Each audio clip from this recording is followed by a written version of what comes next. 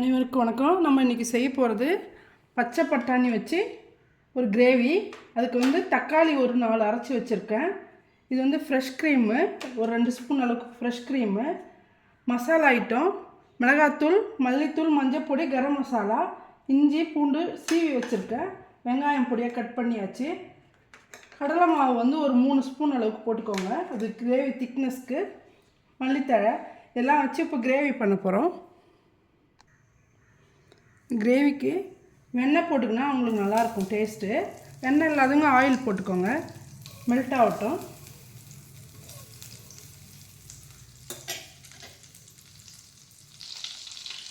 Butter நல்லா melt ஆகுது. இந்த டைமில் நம்ம கடுகு ஜீரகம், ஒரே ஒரு பிரிஞ்சி லீஃபு, ஒரு ஏலக்காய், கடுகு ஜீரகம் வெடிக்கட்டும்.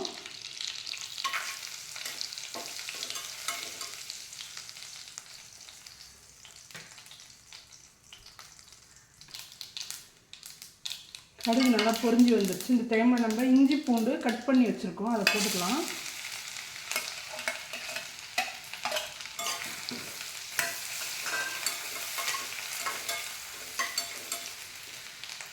அது கூட ஆனியனும் போட்டுக்கலாம். ஒரு 1/2 கப்பு போட்டால் போதும்.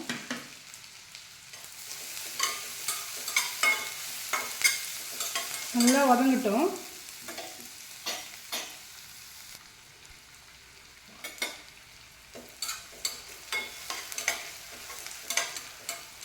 இதில் கொஞ்சம் சால்ட்டு போட்டுக்கலாம். டக்குன்னு ஆனியன் வதங்கிடும்.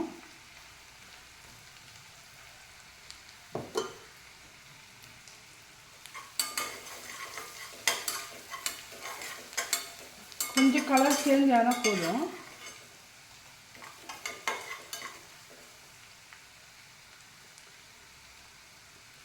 மசாலா ஐட்டம் போட்டுக்கலாம்.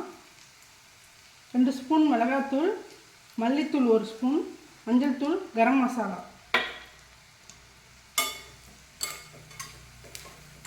எல்லாத்தையும் போட்டுட்டு நல்லா மிக்ஸ் பண்ணிக்கோங்க.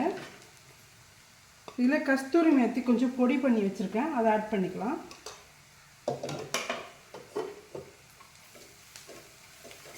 இந்த கிரேவி பண்ணுறதுக்கு நம்ம வெந்நீரில் செஞ்சால் நல்லாயிருக்கும். அதனால் சுடு தண்ணி வச்சுக்கலாம். மசாலா நல்லா வதங்கிடுச்சு. நம்ம இதில் கடலை மாவு 2 ஸ்பூன் அளவுக்கு ஆட் பண்ணிக்கலாம். திக்னஸ்க்கு கடலை மாவு ஆயிலே ஃப்ரை பண்ணால் அது ஒரு டேஸ்ட் நல்லாயிருக்கும். தக்காளி ஒரு 3 தக்காளி நல்லா அரைச்சி வச்சுருக்கேன், அதை போட்டுக்கோங்க. இதுவும் நல்லா வதங்கட்டும்.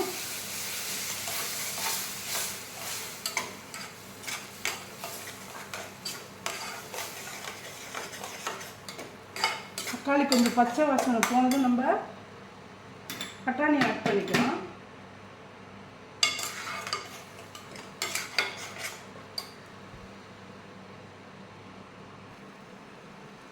மசாலாவிலே நம்ம இது ஃப்ரெஷ் பட்டாணி இதை ஆட் பண்ணிக்கலாம். இதையும் நல்லா வதக்கிட்டு கொஞ்சமாக இது வேகிற அளவுக்கு தண்ணி ஊற்றிக்கலாம்.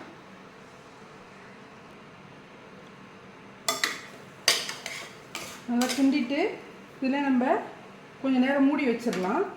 இது நல்லா வேகட்டும்.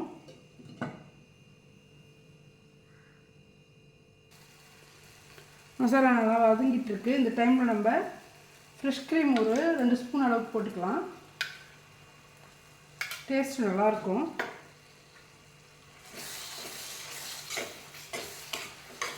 கிண்டிட்டு நமக்கு எந்த அளவுக்கு கிரேவி வேணுமோ அந்த அளவுக்கு சுடு தண்ணி ஆட் பண்ணணும். இது நல்லா கொதிக்கணும்.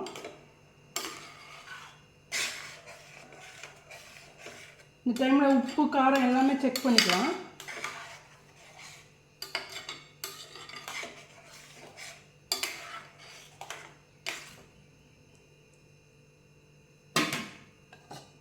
மூடிடலாம். நல்லா கொதிக்கட்டும். நல்லா கொதிச்சிட்ருக்கு பாருங்கள். இன்னும் கொஞ்சம் கொதிச்சதுன்னா நம்ம அதுக்குள்ளே மல்லித்தழை ஒரு பொடி அளவுக்கு போட்டுக்கலாம். போட்டுட்டு நல்லா மிக்ஸ் பண்ணிடுங்க.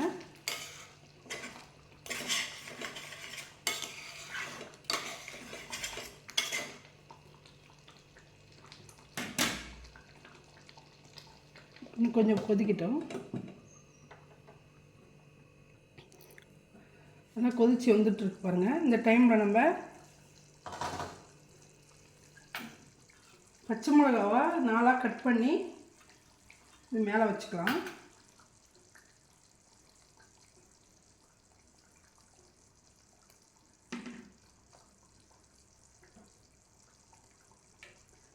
இந்த கிரேவி சப்பாத்தி,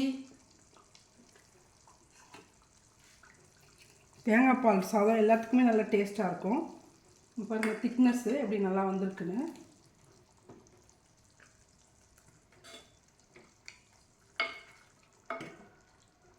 இப்போ நல்லா பச்சை பட்டாணி சீசன், இந்த டைமிங் நல்லா செஞ்சு சாப்பிட்லாம். இது மேலே ஃப்ரெஷ் க்ரீம் கொஞ்சம் ஆட் பண்ணிக்கோங்க.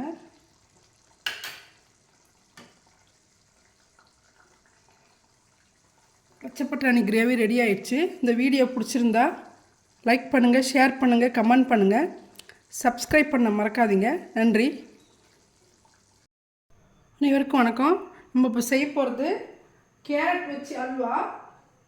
இந்த கேரட் அல்வா கொஞ்சம் வித்தியாசமாக செய்ய போகிறோம். நம்ம கேரட் வந்து நல்லா இது மாதிரி துருவி வச்சுக்கோங்க. துருவி வச்சுட்டு நெய் ஒரு 2 ஸ்பூன் போட்டு கேரட் நல்லா வதக்கிக்கணும். அதுக்கப்புறம் வதங்கும் போதே 1/2 லிட்டர் பால் கொஞ்சம் ஊற்றிக்கலாம் வேகிறதுக்கு. பாதாம், முந்திரி, கொஞ்சம் காஞ்ச தேங்காய் இருக்குது பாருங்கள், அது, பால் பவுடர் எல்லாம் மிக்ஸ் பண்ணி அதுக்கப்புறம் ஒரு மிக்சியில் அரைச்சிட்டு இதில் மிக்ஸ் பண்ணணும். இது நல்லா டேஸ்ட் நல்லாயிருக்கும். இப்போ நெய் போட்டுக்கலாம். 2 ஸ்பூன் அளவுக்கு நெய் போட்டிருக்கேன். நெய் சூடாகிடுச்சு.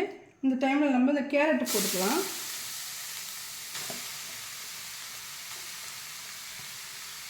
அரை கிலோ கேரட் இருக்கும். இது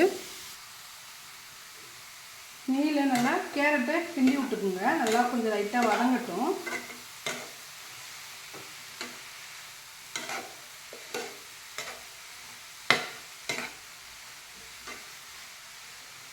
மூடி ஒன்று போட்டுருங்க, வெந்துகிட்டே இருக்கட்டும். அது கொஞ்சம் லைட்டாக வதங்குச்சுன்னா டேஸ்ட் நல்லாயிருக்கும். மூடி எடுத்து விட்டு இன்னொரு வாட்டி கிண்டுங்க. இது மாதிரி கொஞ்சம் வேகட்டுன்னு அதுக்கப்புறம் நம்ம பால் ஊற்றிக்கலாம்.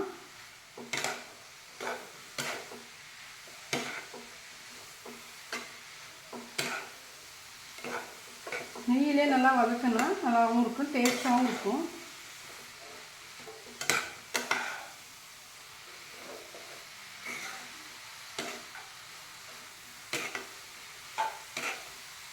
இன்னும் கொஞ்சம் வதங்கட்டும், மூடிடலாம்.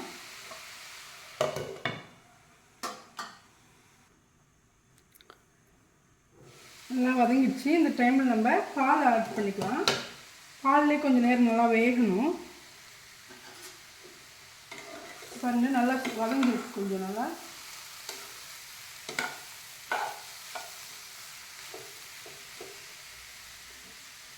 ஒரு 1/2 லிட்டர் பால் அளவுக்கு எடுத்து, 1/2 கிலோ கேரட்டுக்கு 1/2 லிட்டர் பால் காய்ச்சிட்டு நல்லா திக்காக காய்ச்சின பால் இது. இதை ஊற்றிக்கலாம்.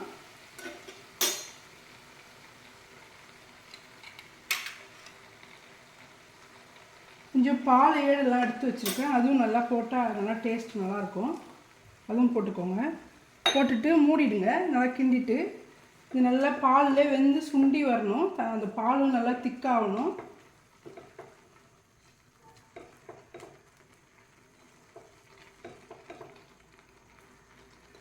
மூடி போட்டுடலாம்.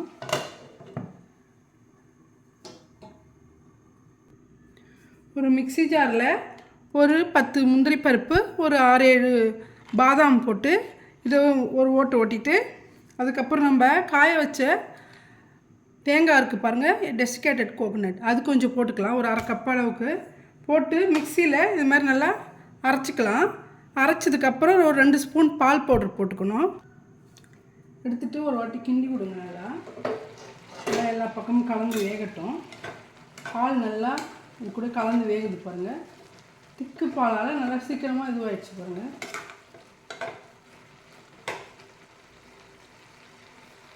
நம்ம அரைச்ச முந்திரி பருப்பு, பாதாம், தேங்காய் இதில் 2 ஸ்பூன் பால் பவுடர் போட்டு நல்லா இது மாதிரி மிக்ஸ் பண்ணிக்கோங்க. மிக்ஸ் பண்ணிவிட்டு அதையும் இதில் ஆட் பண்ணணும். இது கொஞ்சம் வெந்துட்டுருக்கட்டும்.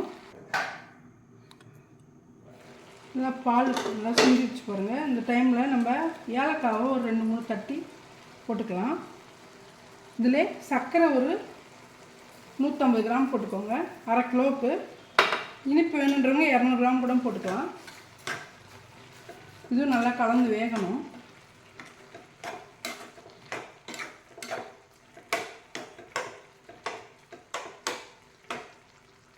சர்க்கரை போட்டுட்டு இதிலே நம்ம அரைச்சி வச்சுருக்கிற முந்திரி, பாதாம், பால் பவுடர், கொஞ்சம் காஞ்ச தேங்காய் எல்லாம் போட்டு அரைச்சிருக்கோம். அதை போட்டு ஆட் பண்ணிக்கலாம்.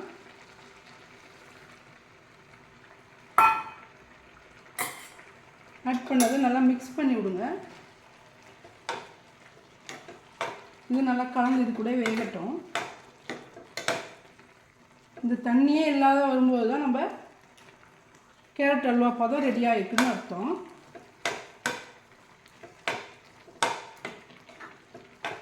லாஸ்ட்டாக கொஞ்சம் நெய் போடணும் நல்லா சுருண்டு வர்றதுக்கு.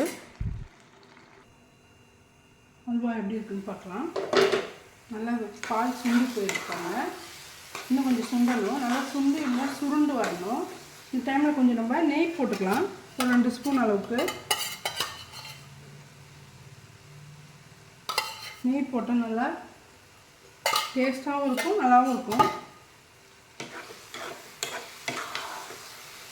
நல்லா கேரட்டும் வெந்து போயிருக்கு பாருங்கள்.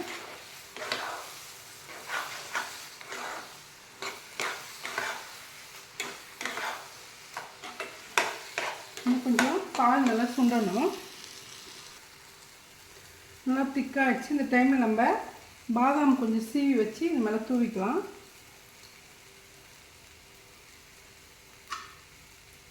பாருங்கள் நல்லா ரெடி ஆயிடுச்சு.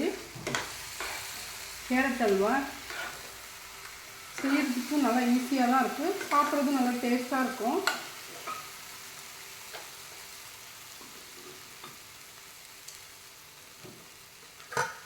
கேரட் அல்வா ரெடி ஆயிடுச்சு. இந்த வீடியோ பிடிச்சிருந்தா லைக் பண்ணுங்கள், ஷேர் பண்ணுங்கள், கமெண்ட் பண்ணுங்கள், சப்ஸ்கிரைப் பண்ண மறக்காதீங்க. நன்றி.